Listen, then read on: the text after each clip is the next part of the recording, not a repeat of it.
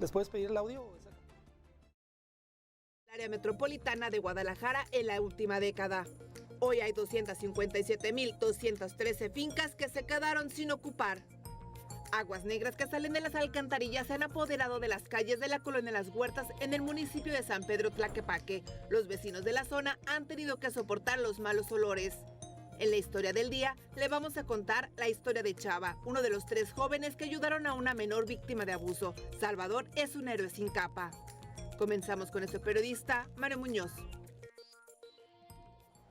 Hola, ¿qué tal? Muy buenos días. Gracias por acompañarnos en este arranque de semana en Reporte Ciudadano aquí en Canal 10 Quiero TV. Les recuerdo que la misión de este programa es ser un vínculo con las autoridades y ustedes para solucionarle todos los problemas que tenga en materia de servicios públicos aquí en el área metropolitana de Guadalajara. Ya estamos atentos en el WhatsApp, en el número 33370109, se lo repito, 3333-370109. Va a estar apareciendo también en pantalla el QR para que con su celular nos pueda enviar la información de la problemática que está padeciendo. Recuerde que necesitamos el nombre de la calle, el cruce, la colonia y también el municipio para hacer esa conexión con las autoridades, principalmente los ayuntamientos de aquí del área metropolitana de Guadalajara. El día de hoy tenemos una entrevista con una integrante del sistema el sistema anticorrupción de Jalisco para que nos dé a conocer los convenios que firmaron con autoridades estatales y también los avances que hay en la materia anticorrupción. También vamos a arrancar con esta sección de reporte e investigación y se trata de las casas abandonadas aquí en el área metropolitana de Guadalajara, en donde lidera el municipio de Tlajomulco. Vámonos con nuestra compañera Paulina Palencia. Adelante, Paulina, buenos días.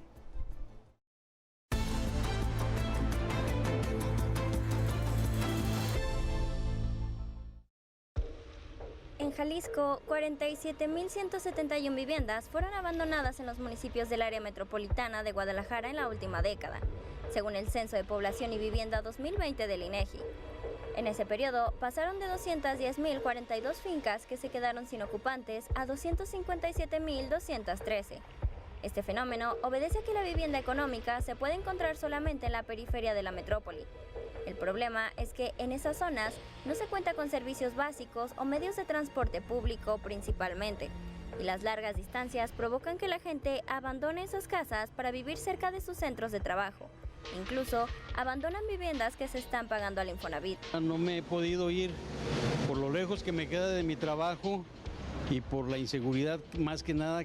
Ya van 2 veces que se meten, quitan el lavabo, quitan la taza del baño. El municipio que padece más este problema es Tlajomulco, donde hay 77.709 casas deshabitadas, un problema que se detonó desde hace varias administraciones.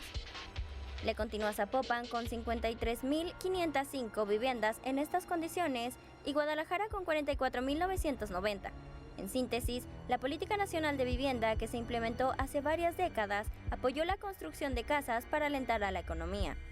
El problema es que dejó problemas de vivienda y afectaciones urbanas inmensas. Este no es un asunto que solo involucra a Jalisco. En el país existen 43.9 millones de viviendas particulares, de las cuales 6.1 millones están deshabitadas.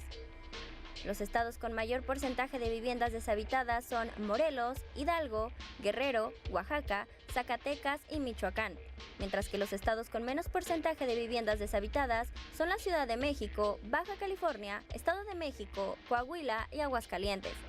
Batallo muchísimo con los traslados, más que nada por tráfico, por tiempo, prácticamente solo hay como una ruta de acceso, siempre hay choques, siempre hay saturación y es mucho estrés el día a día.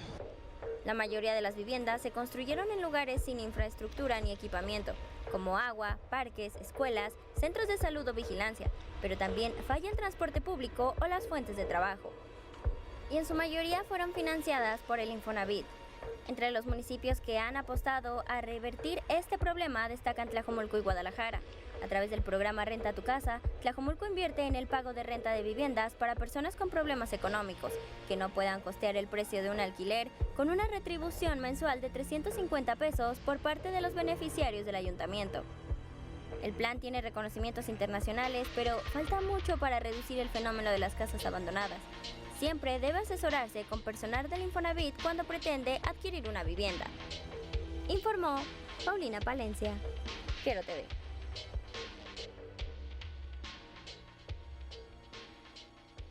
Bien, imagínese la gente que adquiere una vivienda a través del Infonavit y es engañada por estos inmobiliarios que la verdad no hacen otra cosa más que afectarle la vida a miles de familias que se van a vivir a lugares lejanos donde no hay servicios públicos y terminan abandonando esas viviendas. Es un problema serio y grave. Mañana le vamos a presentar qué es lo que están haciendo los ayuntamientos con la intención de erradicar o de reducir también esta problemática que impacta a todos los que están contratando créditos a través del Infonavit principalmente. Vámonos al primer reporte. Hay aguas negras que salen de las alcantarillas y se han apoderado de las calles de la colonia Las Huertas, esto en el municipio de San Pedro Tlaquepaque.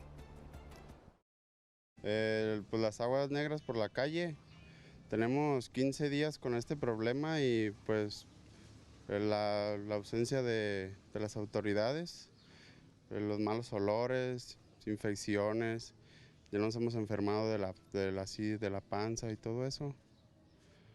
Y pues qué más, seguimos aguantando la peste. Olvidados, así es como se sienten los vecinos de la colonia Las Huertas del municipio de San Pedro Tlaquepaque.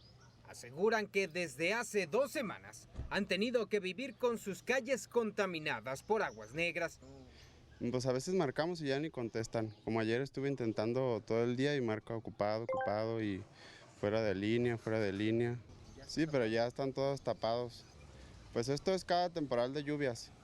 Todos los años, desde que yo me acuerdo, los 15 años, pasa lo mismo.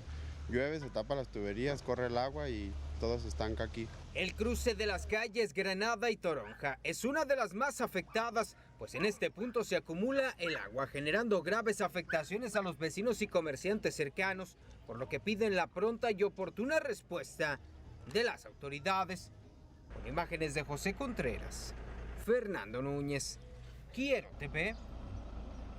Bien, allí tiene esta problemática en Tlaquepaque. Vamos a cambiar de reporte. En la banqueta de una vivienda en la colonia Jardines de Nuevo México reportan problemas entre un árbol y cableado. Vea los detalles.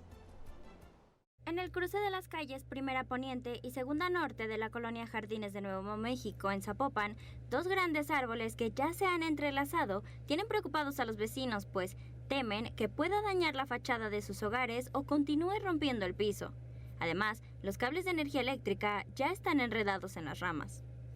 Hay un árbol que ya está excesivamente con sus ramas, ya está accediendo hasta mi hogar de la parte de arriba y aparte tenemos el peligro de que se pueda venir abajo porque por lo mismo de las ramas está muy pesado y hay un problema con los cables. Los vecinos han intentado buscar la manera de podar este árbol por sus propios medios. Sin embargo, por los cables que se encuentran aquí, ellos prefieren pedir la ayuda correspondiente de las autoridades. Que no se puede hacer nada porque mientras traigan los cables de la luz no pueden hacer nada por el peligro que ellos tendrían, ¿verdad? De cortarlo o algo. Pues está abierta la banqueta, no nos permite, pues el cancel está mal, precisamente las raíces. ¿Qué es lo que ustedes temen que suceda con este árbol? Pues en sí que una fuerte lluvia o vientos lo derribe y pues haya más problemas con los cables de la luz. Los vecinos no desean que estos árboles sean retirados. Lo que ellos piden es que sean podados con el cuidado necesario para no afectar el cableado y no esperar a que sus viviendas sufran daños más graves. Con imágenes de Daniel Covarrubias, informó Paulina Palencia, Quiero TV. Bien, allí tiene un reporte más. Nos vamos a la entrevista. Nancy García, muy buenos días. Hola, buenos días a la Es la presidenta del Comité Coordinador del Sistema Anticorrupción en Jalisco. Platíquenos un reciente convenio que se acaba de firmar con autoridades estatales.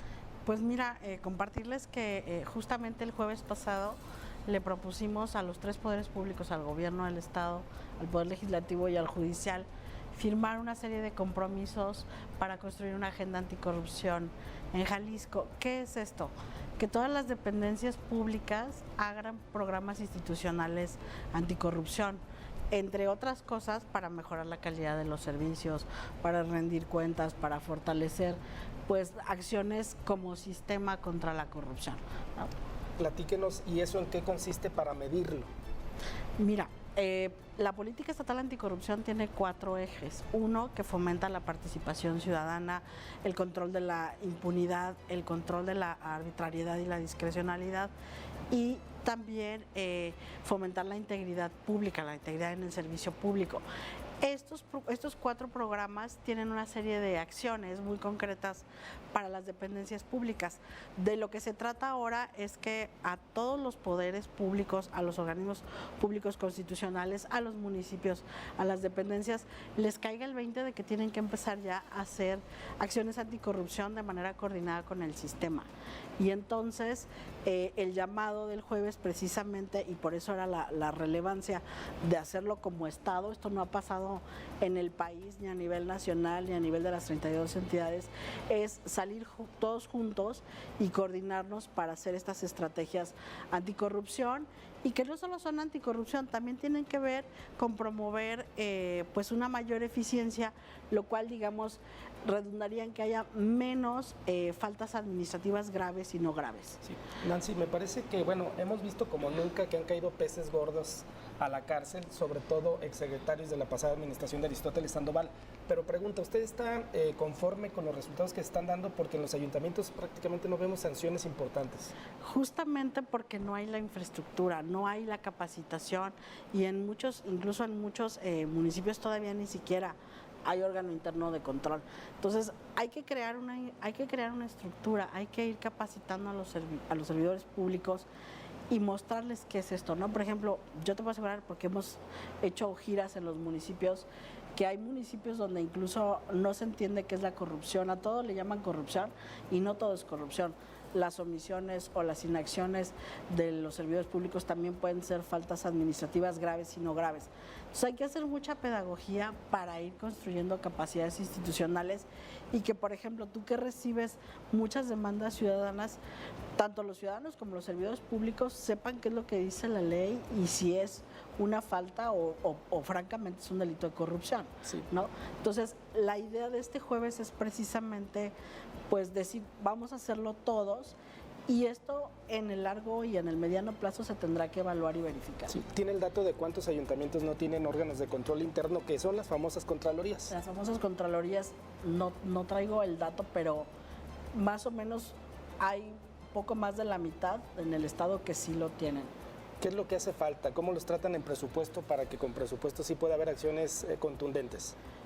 Mira, no es solo un tema de presupuesto, sí es el tema del presupuesto también, pero es el que, por ejemplo, se elijan a las personas adecuadas, ¿no? Si vas a poner un contralor, que sea alguien que sepa de auditoría, de contraloría gubernamental, que no pongas a tu compadre, ¿no? Entonces, que haya reglas, por ejemplo, para la selección de los órganos internos de control. Pero todo eso, digamos, va a implicar que, por ejemplo, en el caso de los municipios, hagan programas anticorrupción a la medida de las necesidades de un municipio, porque también decíamos, bueno, no es lo mismo el municipio de Guadalajara y de Zapopan que el municipio de Mezquitic o de Acatic, ¿no? Entonces, irlos acompañando como sistema para que vayan creando esas condiciones que vayan permitiendo estructurar acciones anticorrupción. De cuando se creó este sistema dieron como más o menos 10 años para que cuajara todo el andamiaje y diera resultados. ¿Qué es lo que le hace falta, además de estos órganos de control en los ayuntamientos? Uy, todavía hacen falta muchas cosas. Estos 4 programas justamente tienen acciones de prevención, de investigación, de sanción, ¿no? De pronto alguien también quisiera que los sistemas fueran sancionatorios, pero también tienen que tener una parte preventiva pues muy importante. Y la buena noticia, digamos, es que Jalisco va bien. Todos se han tardado en hacerlo, pero Jalisco creo que lo está haciendo de una manera muy sólida. Es Jalisco ahorita uno de los 3 estados que ya tiene todo este andamiaje para impulsar acciones anticorrupción. Tuvimos una reducción importante en la percepción de corrupción. Estábamos en el lugar 7º en la evaluación del INCO. Estamos ya arribita de la 22, 23 en el índice. Entonces hemos ido avanzando, y creo que lo importante del evento del jueves es salir y ser ejemplo del país de que podemos articular acciones sistémicas para controlar la corrupción. Oiga, me parece que uno de los poderes más criticados es el poder judicial, porque ni rinde cuentas, pero tampoco son sancionados. ¿Qué opina del trabajo que se ha hecho? Sí, yo creo que ahí hay un área muy importante en términos de pues de controlar la impunidad, ¿no? De que el Poder Judicial no forme parte, digamos, de esta cadena en la que la impunidad persiste. Y me parece que, por ejemplo, a Jalisco lo que le urge es tener una sala especializada en materia de anticorrupción, porque eso daría mayor celeridad a los casos que tienen que ver con el tema. Sí. Nancy, vamos a dar una pausa. De regreso tenemos más reportes. Seguimos con la entrevista con usted para que nos platique cuál es la guía, cómo denunciar o reportar casos de corrupción, ante qué autoridades acudir para que el auditorio tenga pues más conocimiento al respecto. Muchas ¿Te parece? gracias. Vamos a la pausa, regresamos. Gracias. Reporte Ciudadano. Tu voz sí será escuchada. Comunícate y reporta. Reporte Ciudadano.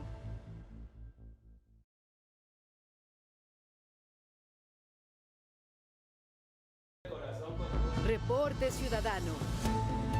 Tu voz sí será escuchada. Comunícate y reporta. Reporte Ciudadano. Gracias por continuar con nosotros. Les recuerdo, la vía de comunicación es el 33 33 37 0109. Envíenos un mensaje a través del WhatsApp para hacer esa conexión con las autoridades, principalmente los ayuntamientos del área metropolitana de Guadalajara, y solucionar el problema que está padeciendo en este momento. El QR, le insisto, requerimos de la calle, el cruce, la colonia y el municipio, con la intención de ser muy puntuales ante las autoridades y que resuelvan lo más pronto posible la problemática. En breve vamos a seguir con la entrevista con esta buena funcionaria o integrante de este comité anticorrupción. Yo le hago una pregunta. Para usted, ¿quiénes son los servidores públicos o funcionarios más corruptos? Según el INEGI, señala que los policías viales, los jueces y los policías operativos encabezan las principales quejas por corrupción en contra de ellos. Entonces, para usted, ¿quiénes? Háganos llegar también su respuesta y nos vamos en este momento a otro reporte que consiste en un tramo de la calzada Independencia en donde hay problemas con las alcantarillas. ¿Cómo está? Buenas tardes. Pues bien. Oiga, ¿ya vio el hundimiento que hay aquí en la calle? Pues no me he fijado, apenas voy pasando, ¿no? Imagínese, no se fija y mire, ya cayó uno ahí, ¿ya vio? Sí, ya veía el hoyo. Sobre Calzada Independencia, en su cruce con la calle San Simón de la colonia Fobiste Estadio en Guadalajara, las alcantarillas se están rompiendo, dejando en su lugar grandes baches donde los autos y las motos caen de vez en cuando. Esto es un peligro para quienes circulan por aquí. Y cuando paso por aquí, de hecho aquí me pasó y se me reventaron los rayos de mi rueda delantera. Y pues eso es conmigo, pero no sé qué más pase con los otros coches. ¿Te pasó algo? ¿Te lastimaste? No, gracias a Dios no, porque iba bien agarrado de la moto. ¿Considera usted que es peligroso que haya un agujero así en la avenida? Sí, y más por el lugar que es muy transitado, que está en el parón para no caer en el agujero y el de atrás le pega. Y es que no es solo ese registro el que está abierto. Metros más adelante, otro está comenzando a abrirse y un gran hundimiento comienza a hacerse en medio de la avenida. Los vecinos piden que se haga una revisión a profundidad del estado de esta calzada, pues aseguran que el problema es constante. Fíjate que yo creo que deberían de checar muy bien la zona, porque incluso unas cuadras más para allá también abren seguido. Entonces yo creo que sí va a ser ya un problema, que sí tienen que checar muy bien desde un poquito más para allá, para que todo quede arreglado pues desde cero. Con imágenes de Daniel Covarrubias, informó Paulina Palencia, Quero TV. Bien, ahí tiene el reporte. Continuamos en la entrevista con Nancy García. Platíquenos cuáles son las dependencias que se han metido en más problemas por malos funcionarios que han sido señalados por corrupción aquí en Jalisco. Pues precisamente como tú señalabas, está por supuesto la policía, también funcionarios del Poder Judicial, también de servicios de salud, ¿no? Son, digamos, las denuncias más recurrentes. En ocasiones la población evita perder el tiempo reportando algo que a veces no se sanciona. ¿Cuál es la guía o la ruta para denunciar? Mira, si es una falta administrativa, se pueden denunciar en los órganos internos de control, en la propia Contraloría del Estado o con nosotros en el Comité de Participación Social. Si ya es un delito de corrupción, pues hay que ir a la Fiscalía Anticorrupción y hay que señalar que todas estas denuncias pueden ser anónimas, así como ustedes piden una relatoría, ¿no? y datos básicos para saber dónde, cómo, cuándo ocurrieron los hechos. Esto se puede presentar de manera escrita o de manera verbal, sobre todo si es un delito de corrupción. Se puede hacer la presentación de la denuncia en la Fiscalía de manera verbal, presencial. También tenemos muchos formatos para recibir este tipo de denuncias. Pueden entrar a la página del Sistema Estatal Anticorrupción, que es ceajal.org. Ahí tenemos una guía de denuncias para que la gente sepa a qué tipo de delito o a qué tipo de falta administrativa se está enfrentando si no tiene esa información. Pero digo, nosotros también en el Comité de Participación Social, en contacto cps@ceajal.org, recibimos las denuncias de los ciudadanos y las canalizamos a las autoridades porque muchas veces el ciudadano no sabe pues a qué instancia se tiene que ir, ¿no? Entonces hay muchas instituciones que están recibiendo estas denuncias, la Contraloría, los órganos internos de control, la Fiscalía, el Comité de Participación Social, y que se van a transferir a la instancia correspondiente. ¿Se necesita una reforma para afilar más los dientes de la Fiscalía Anticorrupción? Yo creo que no se necesita una reforma para afilar, se necesita que se fortalezca capacidades. El fiscal, por ejemplo, sí ha sido insistente en que se amplíen las penas y las sentencias por delitos de corrupción, porque a veces son de 2, 3 años, 5 años, y él sí ha sido de la idea de que esto se extienda a 10 años o más, porque a veces son delitos muy graves que en 2, 3 años la persona queda en libertad y no pasa nada, ¿no? Sí. Pero digamos, eso ya tiene que ver con la sentencia, no tanto con las capacidades de la Fiscalía. Sí. ¿Hay un abuso de las prisiones preventivas que se están aplicando? Yo creo que sí, ¿no?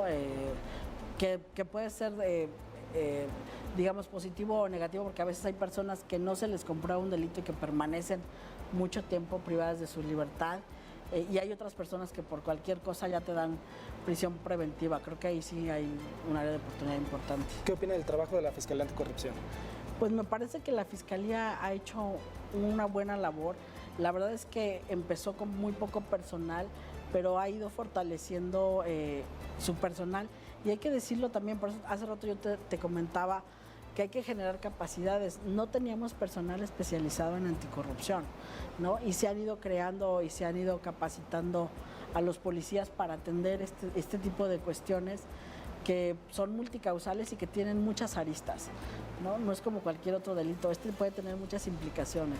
Platíquenos, ¿va a vencer ya su cargo? Sí, el 31 de octubre concluye mi periodo de 5 años en el Comité de Participación Social. Recuérdanos los nombres de los que integran este comité y para qué funciona. Mira, el Comité de Participación Social es una instancia de representación ciudadana precisamente para observar que haya coordinación en el sistema, es decir, que la auditoría, la Contraloría, la Fiscalía, el Consejo de la Judicatura, el ITEI, todas estas instancias, el Tribunal de Justicia Administrativa, que participan y que deben impulsar estas acciones anticorrupción, se coordinen y hagan su chamba, ¿no? Entonces, el Comité de Participación Social es esa instancia ciudadana que supervisa que eso suceda. Y eso es lo que hemos estado haciendo. Somos 5 ciudadanos, yo regresaré a la universidad donde doy clase, seguiré haciendo mi trabajo de investigadora. Somos 5 integrantes, están Neira Godoy, Vicente Viveros, Miguel Ángel Hernández y David Gómez y tu servidora. Fuimos electos por un proceso muy abierto y muy transparente, una convocatoria muy abierta y muy transparente, y rendimos cuentas a todos, al Poder Legislativo, al Poder Ejecutivo, al propio Comité Coordinador. Entonces, bueno, este encargo, que para mí ha sido un honor estar en el sistema, pues lo concluyo el 31 de octubre. ¿Y la auditoría, qué opina del trabajo del auditor Alejandro? Pues él hace un trabajo muy técnico, ¿no? No es un trabajo político, lo cual me parece que también es muy importante, porque yo soy especialista, entre otras cosas, en fiscalización, porque no tiene que ser un trabajo político. El trabajo de la auditoría es una supervisión técnica, y creo que hasta cierto punto ha sido muy bueno que él se mantenga aislado. Bien, Nancy, gracias por habernos acompañado en Reporte Ciudadano. Le vamos a hacer llegar si hay algunos mensajes para usted o llamadas relacionadas con el sistema anticorrupción en Jalisco. Muchas gracias. Gracias. Vámonos a la historia del día. Bueno, se trata de esta pequeña que fue agredida sexualmente, y vea cómo la apoyaron. Los ángeles guardianes sí existen, y como muestra basta un botón. Y allí está Salvador. Chava, como lo conocen, trabajador de una taquería. El pasado domingo fue uno de los 3 jóvenes que ayudaron a una menor de edad víctima de abuso. Hecho ocurrido sobre Avenida López Mateo Sur y casi Anillo Periférico, muy cerca del negocio donde labora Salvador. Chava narra que fue un ciclista quien solicitó el apoyo luego de notar comportamientos extraños por parte del agresor en contra de la menor, y ni tarde ni perezoso, él junto a un guardia de seguridad, corrieron al rescate de la pequeña. Pues me encontraba yo trabajando y ya próximos a cerrar, o sea, ya estábamos próximos al cierre. En eso pues llega una persona y nos dice sobre la situación que estaba pasando ahí a unos metros de aquí del negocio, que nos refiere que era una persona abusando de un menor. Entonces pues sin dudarlo pues salimos a corroborar ese hecho y sí, efectivamente la persona esa estaba abusando de una menor. Entonces pues, sin dudarlo pues se la rescatar a la niña y a someter al tipo para la llegada de una unidad, pues una policía o algo así. Los 3 hombres sometieron al sujeto y la menor escapó asustada. Chava la sigue para poner a la pequeña a salvo. Bueno, yo me fui detrás de la niña porque corrió asustada, entonces pues yo me fui a alcanzarla y mis compañeros o estas personas se quedaron sometiendo a este tipo hasta que llegó una unidad y pues ya lo pusieron a resguardo de la policía. Minutos después arribó la policía zapopana para detener al sujeto y resguardar a la menor. Pero hubo un regalo que vale más que todo el oro del mundo. Un gracias y un abrazo que Chava recibió de una pequeña que necesitaba de su auxilio. O más bien ella, su agradecimiento lo reflejó con un abrazo que nos dio de gracias a todos. Al momento de que ya estaba tranquila, pues como que se sintió segura y respondió con un abrazo. Sí, en serio. Se sintió muy padre eso. A través de un comunicado, la Fiscalía del Estado de Jalisco dio a conocer que el sujeto identificado como José Javier A. fue vinculado a proceso por el delito de abuso sexual infantil agravado y permanecerá en prisión preventiva oficiosa por la temporalidad de 1 año, esto como medida cautelar, mientras que la menor se encuentra en resguardo de Ciudad Niñez. Chava y los 2 jóvenes más son héroes sin capa y no necesitan de volar por los aires, arrojar telarañas o tener vehículos con armas bélicas para acudir al grito de un auxilio. Fueron sus manos, su buena voluntad y esas agallas los que sirvieron para dar justicia a una pequeña de tan solo 8 años y que con estas acciones demuestran de que el mundo sigue existiendo seres humanos de buen corazón y ángeles guardianes en las calles. Por eso, a esta historia la llamamos Un Salvador para una Soledad. Con imágenes de Javier León, José Contreras y Braulio Ruiz, Guillermo Silva, Quiero TV. Gracias a Chava por esta historia. Vámonos, mañana lo espero a las 11:30 en Reporte Ciudadano. Cuídese mucho en este arranque de semana.